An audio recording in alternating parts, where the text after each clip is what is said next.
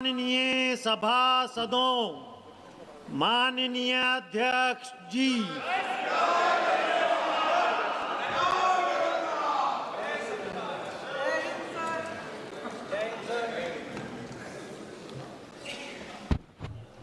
माननीय प्रधानमंत्री नरेंद्र मोदी जी।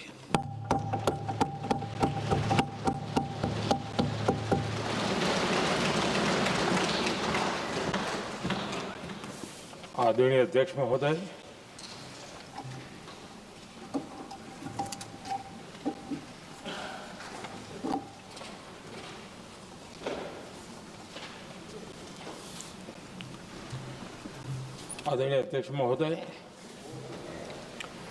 मैं इस सम्मानित सदन में पश्चिम एशिया में चल रहे संघर्ष और इसकी वजह से भारत के सामने आई चुनौतियों पर बात रखने के लिए उपस्थित हुआ हूं। इस समय पश्चिमी एशिया की हालत चिंताजनक है। बीते 2-3 हफ्तों में जयशंकर जी ने और हरदीप पुरी जी ने इस विषय पर सदन को जरूरी जानकारी दी है।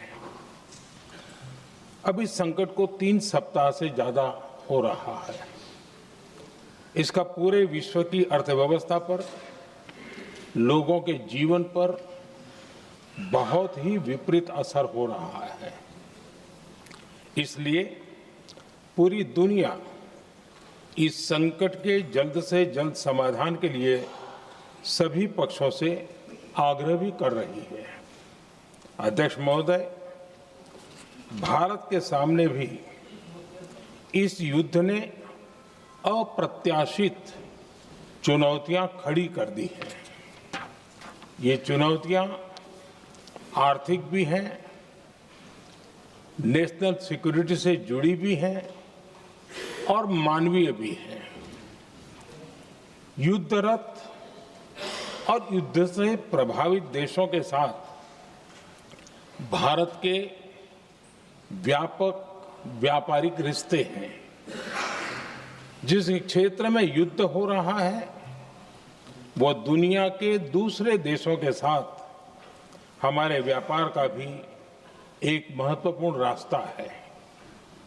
विशेष रूप से कच्चे तेल और गैस की हमारी जरूरतों का एक बड़ा हिस्सा यही क्षेत्र पूरा करता है।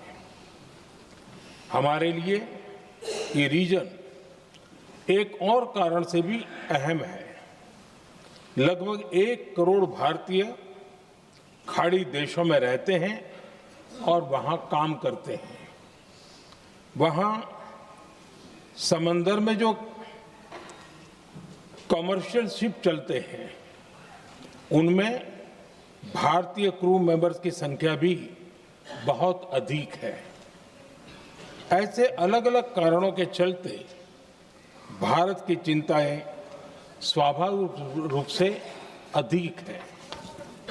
इसलिए ये आवश्यक है कि भारत की संसद से इस संकट को लेकर एक मत और एकजुट आवाज दुनिया में जाए।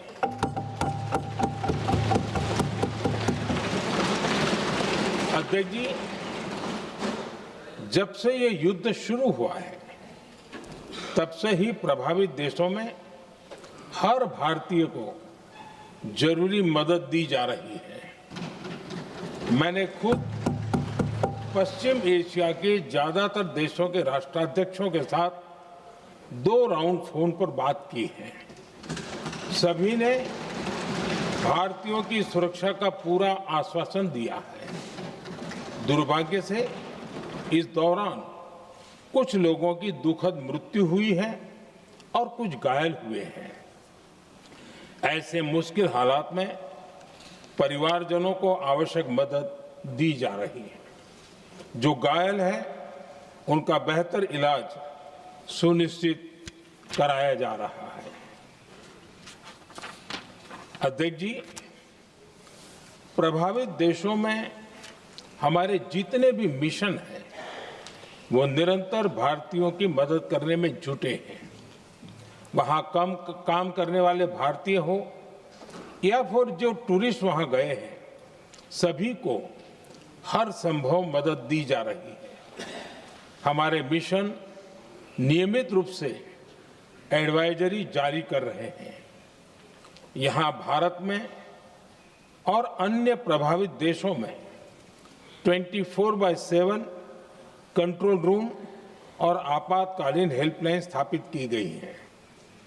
इनके माध्यम से सभी प्रभावितों को त्वरित जानकारी दी जा रही है।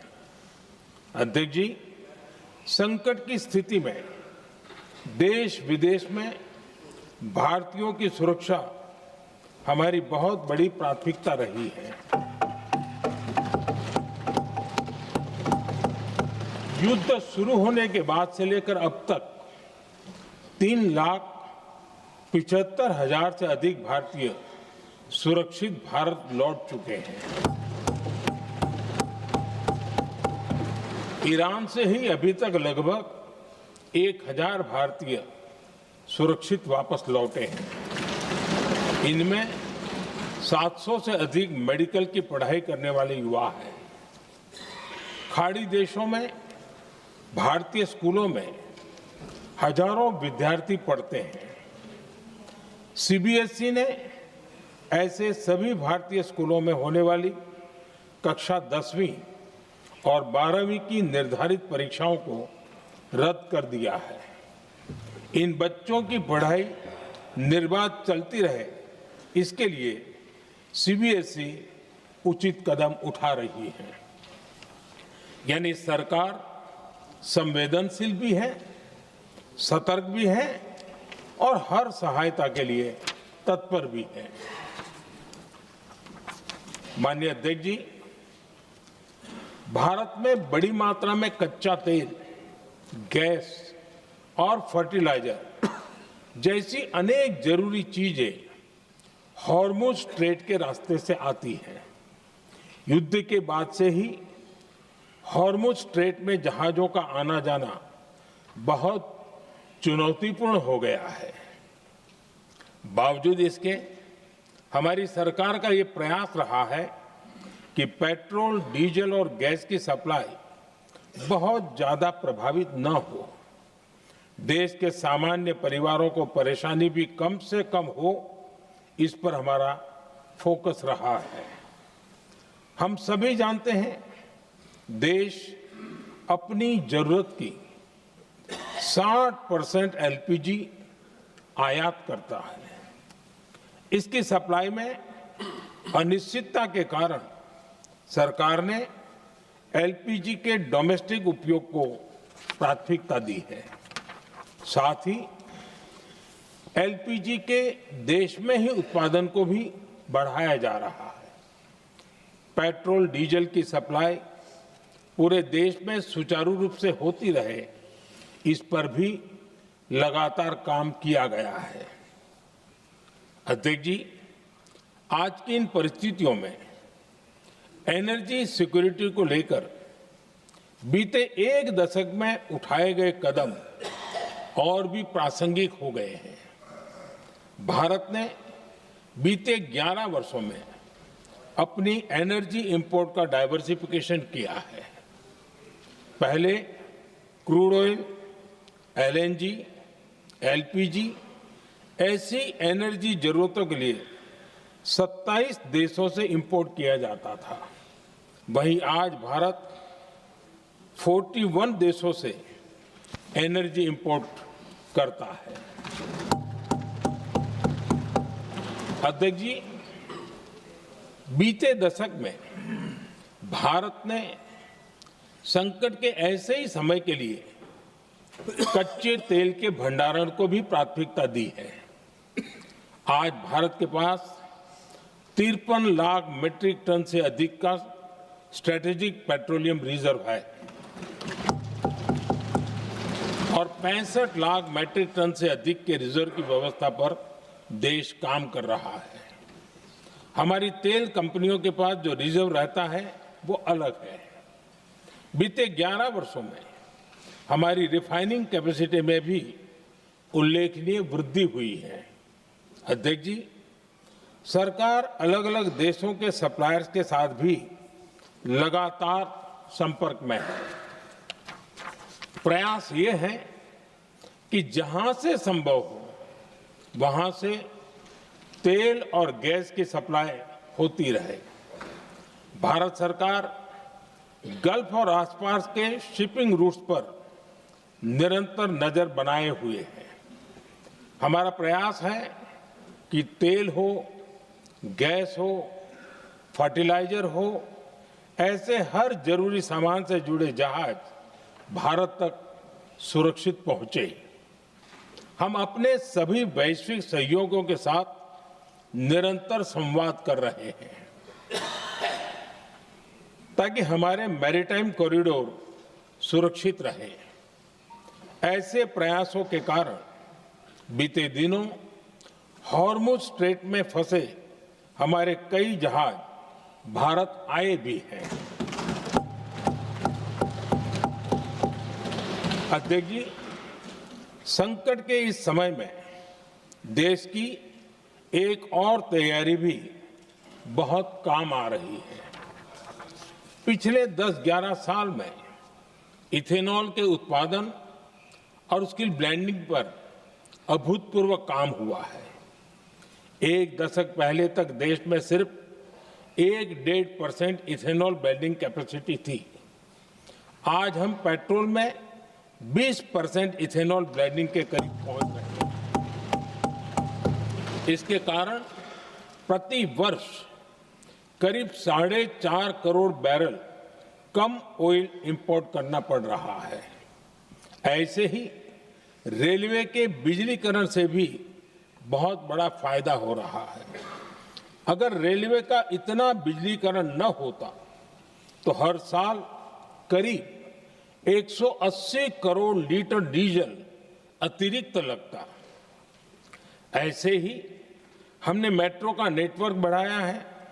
2014 में जहां देश में मेट्रो नेटवर्क 250 किलोमीटर से भी कम था, आज ये बढ़कर करीब 1100 किलोमीटर हो गया है।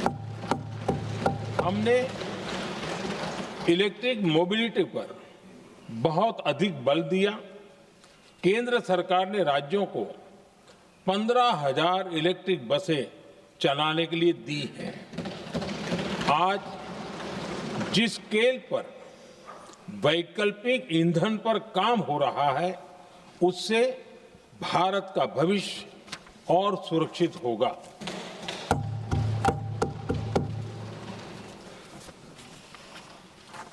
आदरणीय अध्यक्ष जी, हम जानते हैं कि एनर्जी आज इकोनॉमी की रीढ़ है और ग्लोबल एनर्जी नीड्स को पूरा करने वाला एक बड़ा सोर्स वेस्ट एशिया है।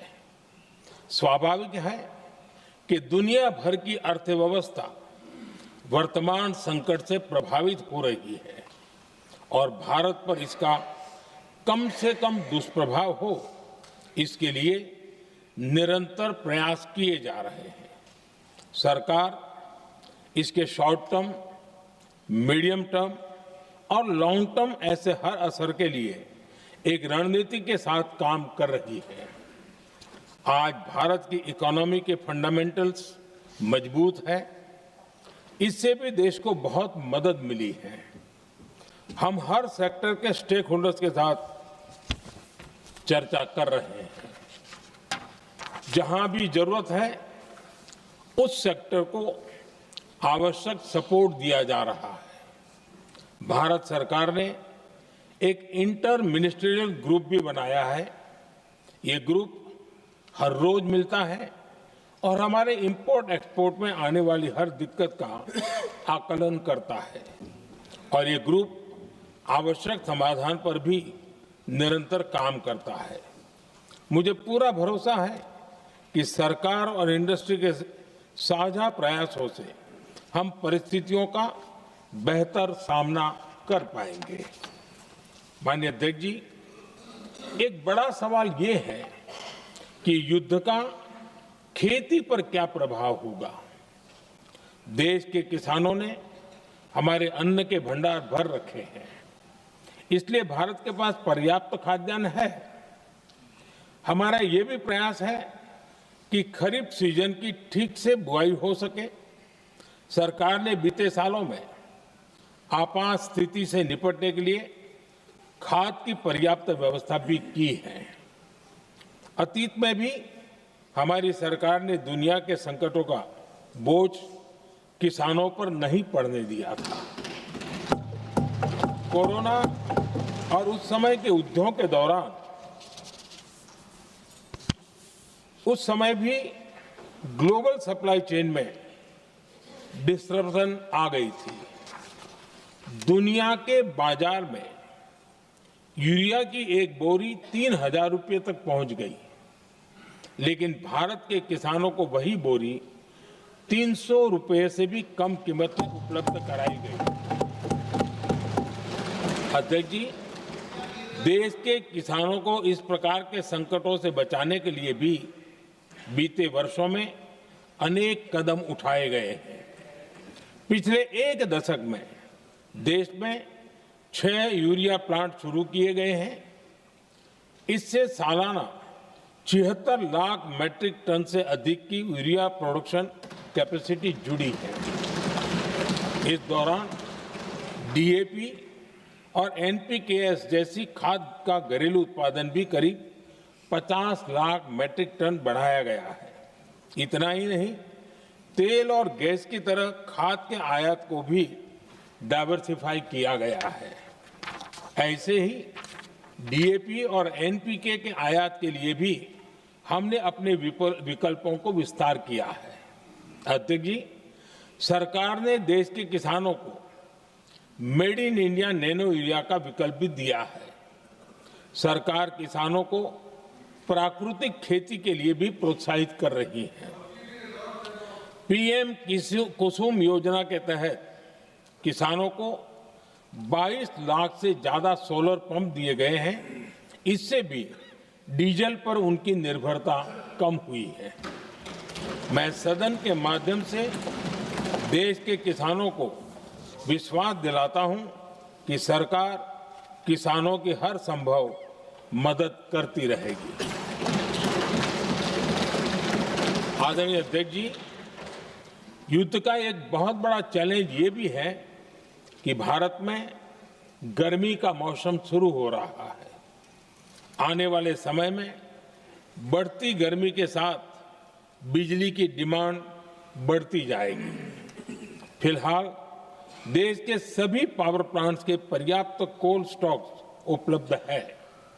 भारत ने लगातार दूसरे साल 100 करोड़ टन कोयला उत्पादन करने का रिकॉर्ड बनाया है। पावर जनरेशन से लेकर पावर सप्लाई तक के हमारे सभी सिस्टम की निरंतर मॉनिटरिंग भी की जा रही है और सरकार की तैयारियां उसको रिन्यूएबल एनर्जी से भी मदद मिली है। बीते दशक में रिन्यूएबल एनर्जी की तरफ देश ने बड़े कदम उठाए हैं। आज हमारी total installed power generation capacity का आधा हिस्सा रिन्यूएबल सोर्स से आता है। हमारी कुल रिन्यूएबल क्षमता आज 250 गीगावाट के ऐतिहासिक आंकड़े को पार कर गई है। बीते 11 वर्षों में देश ने अपनी सोलर पावर कैपेसिटी करीब 3 गीगावाट से बढ़ाकर 140 गीगावाट तक पहुंचाई है। बीते वर्षों में देश में करीब 40 लाख रूफटॉप सोलर लगे हैं। इसमें पीएम सूर्यघर मुफ्त बिजली योजना से भी लोगों को काफी मदद मिली है। गोवर्धन योजना के तहत देश में आज 200 कॉम्प्रेस्ड बायोगैस प्लांट भी काम करना शुरू कर चुके हैं। ये सारे प्रयास आज देश के बहुत काम आ रहे हैं। सरकार ने भविष्य की तैयारी और बढ़ाते हुए शांति एक्ट माध्यम से देश में न्यूक्लियर एनर्जी के उत्पादन को भी प्रोत्साहित किया है।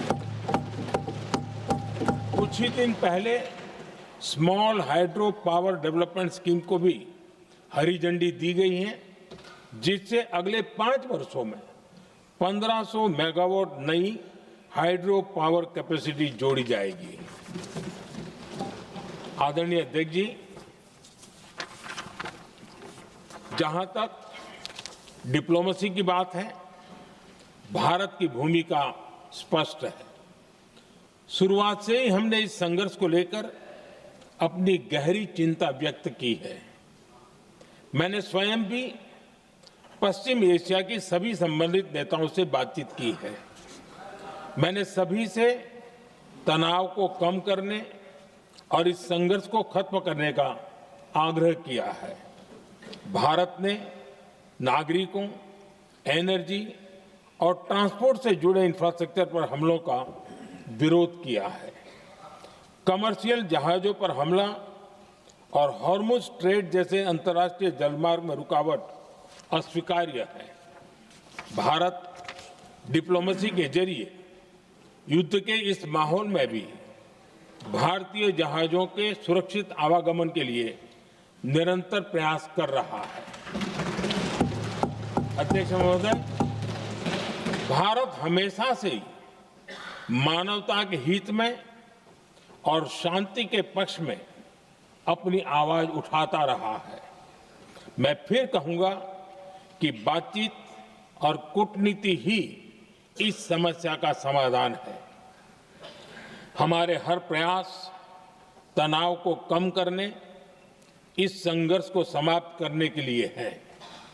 इस युद्ध में किसी के भी जीवन पर संकट मानवता के हित में नहीं है। इसलिए भारत का प्रयास सभी पक्षों को जल्द से जल्द शांतिपूर्ण समाधान के लिए प्रोत्साहित करने का है। अध्यक्ष जी, जब ऐसे संकट आते हैं तो कुछ तत्व इसका गलत फायदा उठाने की कोशिश भी करते हैं। इसलिए कानून व्यवस्था सुनिश्चित करने वाली सभी एजेंसियों को अलर्ट पर रखा गया है। कोस्टल सिक्योरिटी हो, बॉर्डर सिक्योरिटी हो, साइबर सिक्योरिटी हो, स्ट्रेटेजिक इंस्टॉलेशंस हो, सबकी सुरक्षा को और मजबूत किया जा रहा है। अध्यक्ष जी, इस युद्ध के कारण दुनिया में जो कठिन हालात बने हैं, उनका प्रभाव लंबे समय तक बने रहने की आशंका है। इसलिए हमें तैयार रहना होगा, हमें एकजुट रहना होगा।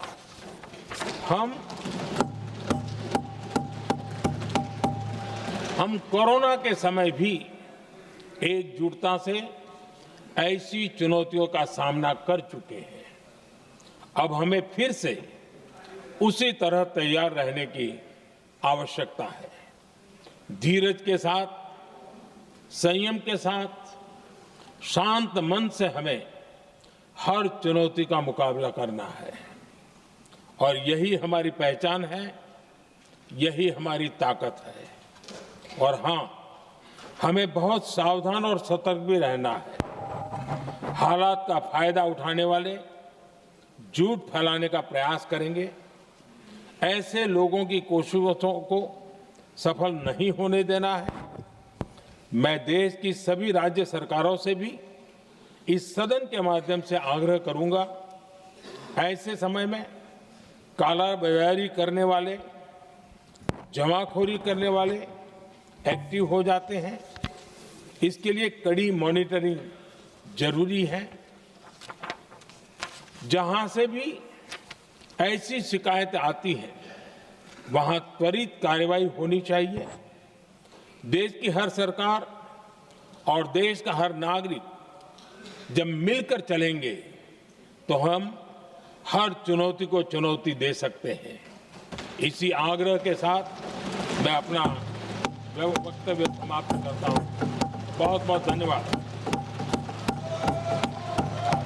माननीय सदस्यगण, जिन्हें आज अपना नियम 377 के अधीन मामले उठाने हैं, वो व्यक्तिगत रूप से सभा पटल पर अपना प्रस्तुत पटल पर रख सकते हैं।